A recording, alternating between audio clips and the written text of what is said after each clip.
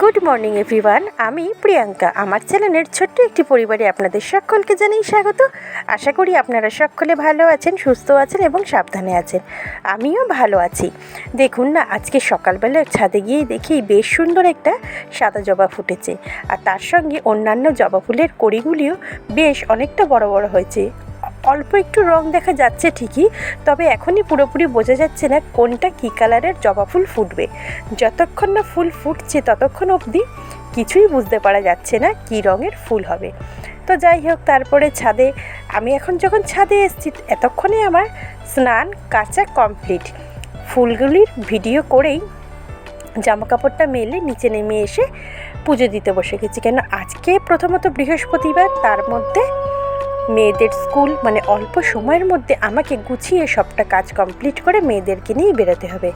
মধ্য কথা হলো এই, সময়ের মূল্য দিতে হবে।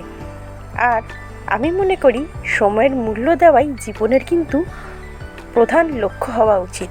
কেননা সময়ের কাজটা করে ফেলা না হয়, তাহলে সেই কাজটার কিন্তু কোনো মান সম্মানই থাকে না। কাজটা অবহেলার সাথে পরে করতে হয়, সে যে কোনো কাজই হোক না কেন।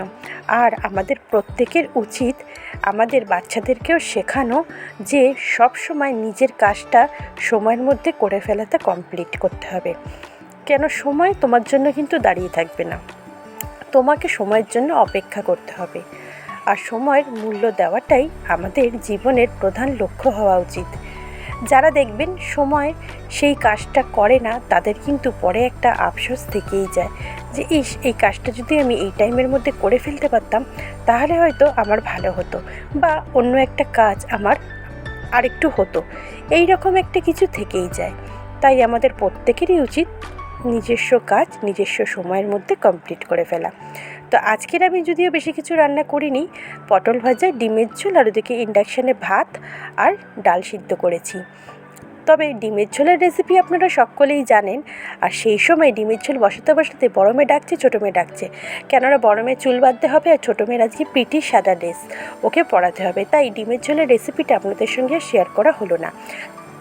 আর আমি জানি আপনারা সকলেই ভালোই পারেন ডিমের ঝোল রান্না করতে, সেই কারণেই আর নতুন করে দেখানো হলো না। আর আগে অবশ্যই দেখিয়েছি, যদি ইচ্ছা করে দেখতে তাহলে একবার আমার পুরনো ভিডিওটা ভিজিট করে আসতে পারেন। রেসিপিটা একই। তো ওদের আজকে টিফিনে আমি করে দিলাম, দেখুন, ভাত ভাজা। টিফিনটা রেডি করেই ডিমের ঝোলটা বসিয়ে দিয়েই দ্রুত গতিতে মেয়েদেরকে রেডি করে নিজেও রেডি হয়ে ডিমের ঝোলটা রান্নাও কমপ্লিট করে মেয়েদেরকে নিয়ে স্কুলে চলে গেছিলাম। দেখুন, মেয়েদের টিফিন বক্স রেডি হয়ে গেল।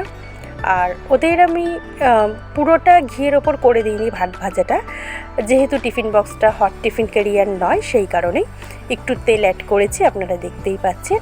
আর এই দেখুন, ডিমের ঝোলটা আমার এখন হয়ে গেছে। গরম মশলা দিয়ে নামিয়ে রেখে আমি মেয়েদেরকে নিয়ে স্কুলে চলে গেছিলাম। তো চলুন বন্ধুরা, আজকের মতন ভিডিওটা এখানেই রাখলাম। আশা করি ভালো লাগলে পাশে থাকবেন। আর ভিডিওটা দেখার জন্য thank you so much. Tata.